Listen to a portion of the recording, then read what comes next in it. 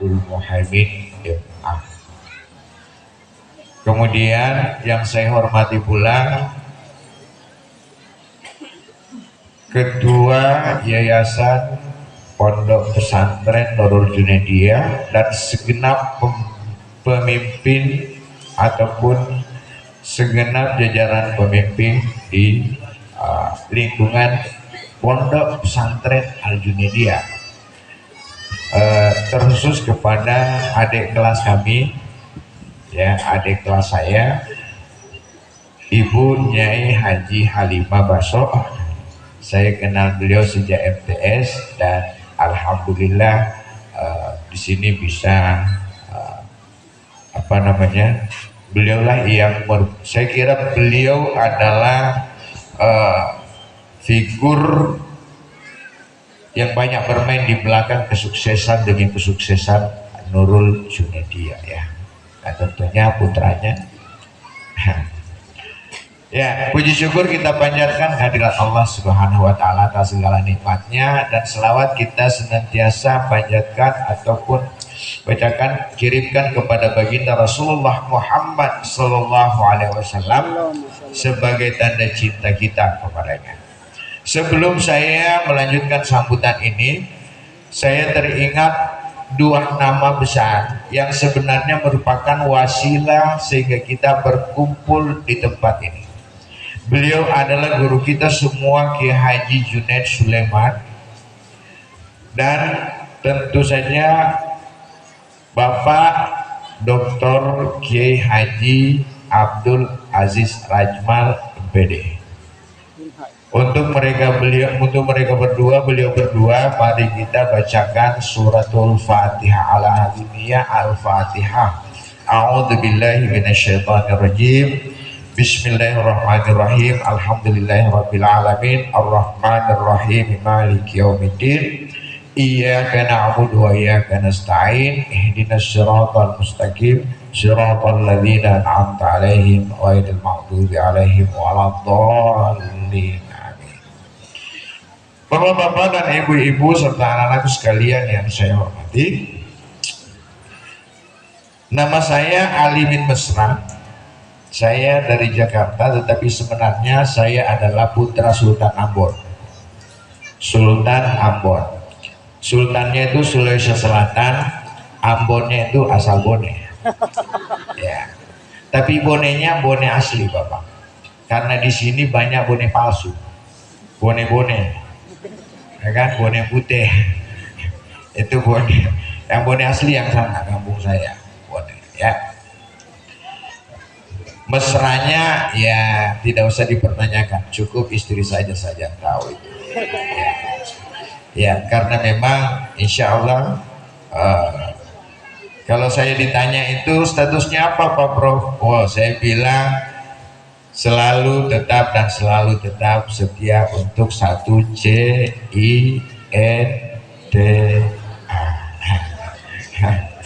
Ya. Oke, metode Mumtaz. Banyak mungkin yang bertanya metode Mumtaz itu apa? Metode Mumtaz ini sebenarnya adalah pembelajaran nahwu sharaf.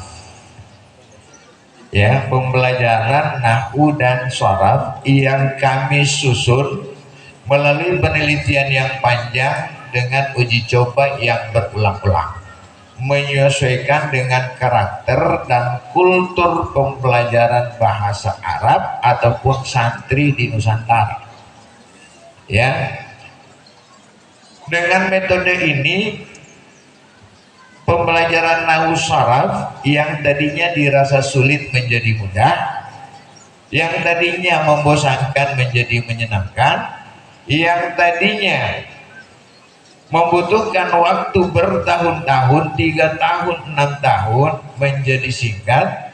Metode ini bisa diajarkan dalam durasi 90 menit atau 15 hari, 6 jam kali 15 hari, dan hasilnya bapak-bapak dan ibu-ibu sudah disaksikan tadi bagaimana mereka menguasai bisa membaca kitab kuning dengan penguasaan kaidah-kaidah yang benar.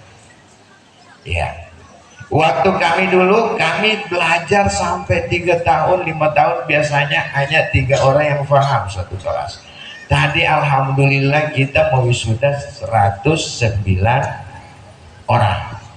Sebelumnya kita mau wisuda 101, dan pada yang pertama kita mau wisuda 43. Hari demi hari meningkat, dan saya ucapkan selamat buat pesantren Al-Junaidiyah. Saya banyak berjalan ke sana kemari mengunjungi pesantren untuk pengetahuan nahwu saraf secara rata santrinya. Saya berani bertaruh pesantren Al-Junaidiyah termasuk yang terbaik di Sulawesi Selatan.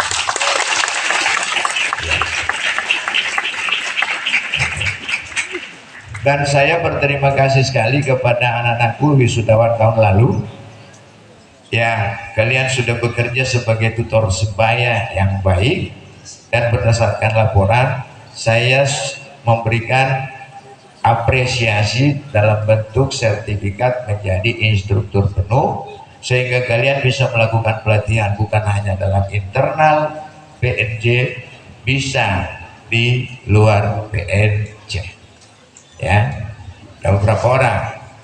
Dan alhamdulillah tadi omong-omong lepas dengan Prof. Muhammad, ternyata tadi sudah direspon bahwa insya Allah anak-anak PNJ akan mendapatkan prioritas di IAIN Pelopo dalam bentuk misalnya dalam bentuk mungkin kartu Indonesia Pintar atau beasiswa balad layanan umum dan fasilitas-fasilitas yang lain. Saya juga adalah dosen UIN Jakarta. Kalau anak-anakku sekalian ada yang mau UIN Jakarta, silakan hubungin saya. Mudah-mudahan saya bisa memberikan bantuan seperlunya. Ya, itu yang pertama. Yang kedua, bahwa saya menyikapkan juga selamat kepada orang tua kita yang berhasil mengantarkan anaknya untuk nyantri di pesantren ini. Saya kira ini adalah pilihan yang tepat, ya, pilihan yang tepat baik secara mutu maupun dari segi pembinaan akhlak dan pembinaan kognitif, ilmu pengetahuan dan lain-lain sebagainya. Buat anak-anakku sekalian yang tadi diwisuda dan juga yang belum, saya sampaikan bahwa pengabdian ataupun bakti kepada orang tua itu pasti ada dalam pikiran dan niat tulus kita semua. Mungkin ada yang berkeinginan untuk membelikan ayahnya mobil atau membawa ke tanah suci. Tapi saya bertanya, kalau itu keinginan anak-anakku sampai kapan? Udah berapa lama? Insya Allah itu niat yang tulus. Tapi untuk berbakti secepatnya ada caranya. Prinsipnya ketika orang tua mendengarkan cerita baik kita, rampe-rampe dicetak dari orang lain, itu adalah pengabdian dan bakti yang tidak ternilai harganya. Ya, jadi jaga sikap dimanapun Anda berada. Di rumah anak-anakku mampu menunjukkan baktinya secepatnya. Jangan lihat ibu sendirian memasak dan mencuci piring. Kalau mereka melakukan itu, katakan kepada mereka, ibu diam saja, duduk di sana biar saya mengerjakan itu. Itu adalah bakti. Ya, jangan biarkan mengepel lantai, menyapu, sementara Anda duduk di sofa bermain game ataupun membaca WA. Itu anak tidak tahu diri. Tapi ganti mereka untuk melakukan itu adalah bakti. Bawa budaya santri ke rumah. Apa budaya santri? Salat jamaah 5 waktu, selalu mengaji. Bahkan Anda yang membangunkan orang tua untuk salat subuh, ajak mereka untuk puasa Senin dan Kamis. Itu adalah bakti kepada orang tua. Itu bakti yang cepat, pasti mereka terharu. Jangan tunggu lama harus membelikan mobil bawa ke tanah suci, masih lama anakku. Ya. Kemudian yang ketiga selanjutnya, Untuk pengembangan ilmu ke depan ada pesan dalam taklim muta'alim, i'lam anna talibah la yanalul ilma illa bita'zimil ilmi wa ahli.